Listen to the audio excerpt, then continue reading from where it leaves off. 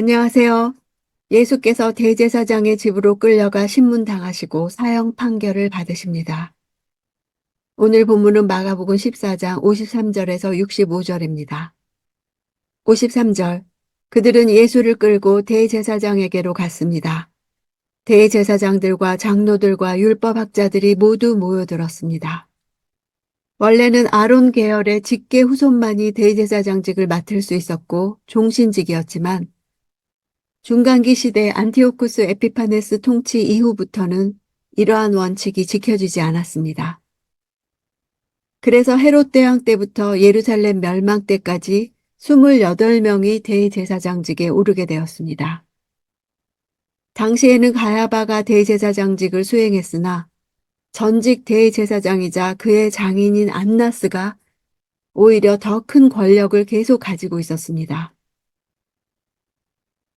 끌고 가다 하는 단어는 강제적으로 끌고 가다 하는 뜻으로 동물을 끌고 가는 행위에도 사용되었습니다. 예수님은 마치 짐승처럼 다루어져 끌려가고 있으면서도 마치 양이 도살장에 끌려가듯이 묵묵히 끌려가셨음을 보여줍니다. 그렇게 끌려간 곳에 그 밤중에 사내들인이 소집되어 있었습니다. 문제는 사내들인의 공식적인 모임이 밤에 이루어질 수 없었다는 데 있습니다. 그렇다면 이것은 공식적인 재판이기보다는 비공식적인 청문회나 소위원회 같은 것이었습니다. 54절. 베드로는 멀찌감치 떨어져 예수를 따라가 대제사장 집들에까지 들어갔습니다. 거기서 그는 경비병들 틈에 앉아 불을 쬐고 있었습니다. 예수님은 체포되신 후 무려 6번이나 재판을 받으셔야 했습니다. 제일 먼저 대제사장 배후에서 일종의 대부 같은 권력을 가지고 있던 안나스 앞에 출두하셨습니다. 그런 다음 당시의 대제사장이었던 가야바에게로 보내졌습니다. 멀찌감치란 단어는 관계가 끊어지지 않을 정도의 먼 관계를 가리키는 부정적 의미를 지닙니다. 예수의 일행으로 오인받지 않기 위해서였습니다. 갈릴리의 어부로서 대제사장의 집들 안으로 들어가는 것은 대단한 용기가 필요한 행동이었을 것입니다. 스승 예수를 향한 걱정과 자신의 신변 안정에 대한 두려움 사이에서 갈등하고 있는 베드로의 인간적 모습을 보여줍니다. 예수께서 체포되던 6월절 시기는 3, 4월에 해당하는 봄으로 해발 800m 정도의 예루살렘은 밤에 제법 쌀쌀했습니다. 55절. 대제사장들과 온 공회가 예수를 죽이려고 증거를 찾았지만 아무런 증거도 나오지 않았습니다. 랍비들의 법에 의하면 범인을 신문하는 것은 낮에 해야 하고 낮 동안에 끝내야 합니다. 그래서 밤에 모인 이 모임은 비공식적으로 모여 예비 신문을 한 것으로 봅니다. 사내들인의 전체 회원 수는 71명이지만 회의의 정족 수는 23명이면 되었습니다. 따라서 한밤중, 그것도 6월절 밤에 온 공회가 다 모였을 가능성은 없습니다. 판결을 내릴 수 있는 정족 인원이 모였을 것이라 여겨집니다. 공회는 예수에게 어떤 뚜렷한 혐의 사실이 있어서 그 증거를 찾아 재판한 것이 아니라 처음부터 그를 죽일 목적으로 체포하여 그들의 목적에 맞는 증거를 찾는 부당한 재판을 했습니다. 57절.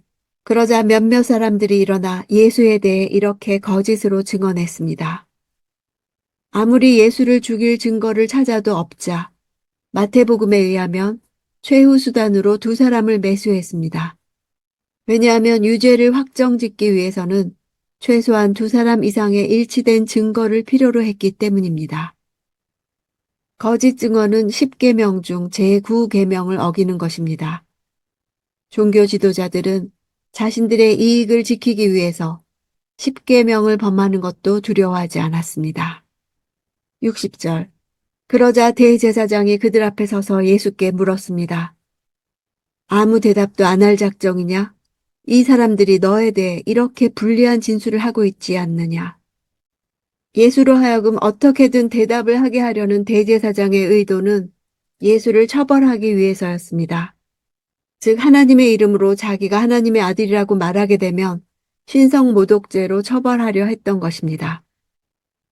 대제사장이 이렇게 자백하도록 강요한 이유는 당시 유대 법률에 의하면 사형에 해당하는 죄에 있어서는 본인의 자백이 필요했기 때문입니다. 61절. 예수께서는 묵묵히 아무런 대답도 하지 않으셨습니다. 대제사장이 다시 물었습니다. 내가 찬송받으실 하나님의 아들 그리스도냐? 원어로는 찬송받으실 이라고 되어 있습니다. 유대인들은 하나님의 이름을 부르는 것을 피하기 위해 이러한 표현을 사용했습니다.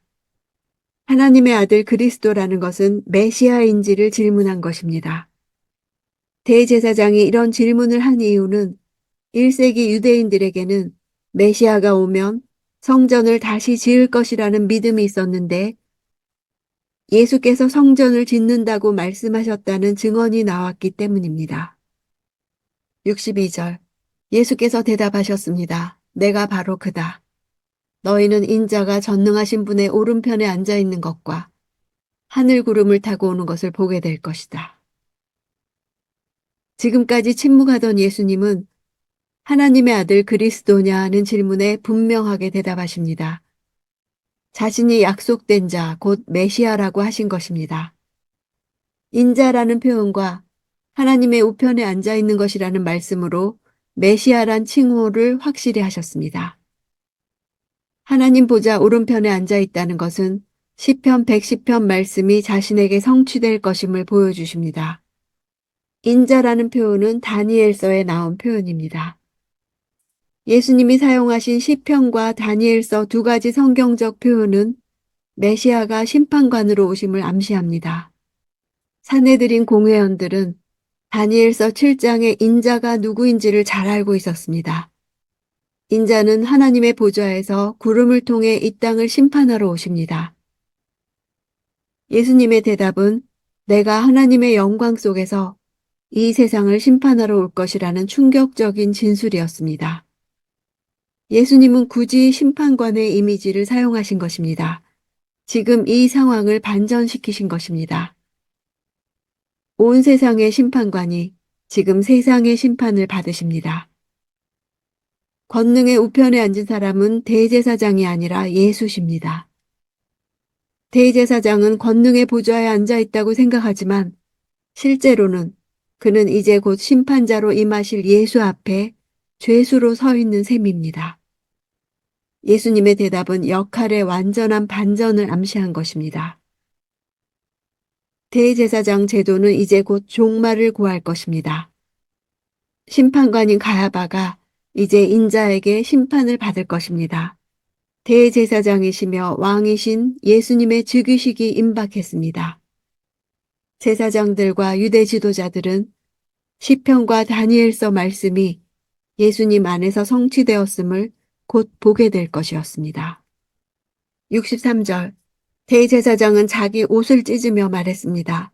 더 이상 무슨 증인이 필요하겠소? 자신이 메시아임을 공언하는 예수의 말에 대제사장은 이제 신성모독죄라는 죽일 죄목을 찾아내었고 따라서 더 이상의 증인이 필요 없다고 판단한 것입니다.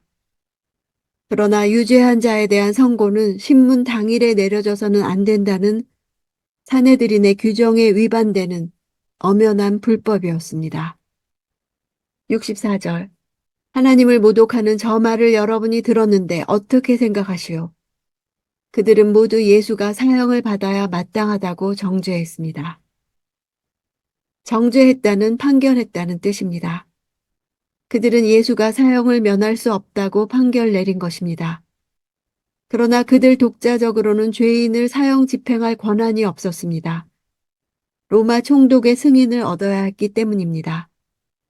유대 대부분 지역에는 황제가 군대와 함께 파견한 총독이 있었고 총독들은 사내들인이 국가를 운영하도록 허용했습니다.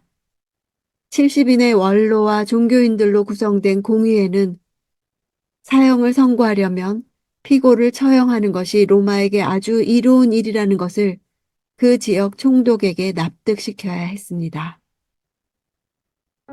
마가복음은 예수님이 그리스도요 하나님의 아들이심을 선포하는 것으로 시작되고 있습니다. 예수께서 세례를 받고 나올 때와 산에서 변화하셨을 때 하늘의 음성이 예수께서 하나님의 아들이심을 선포하였고 귀신들도 예수님이 하나님의 아들이심을 증언하였습니다.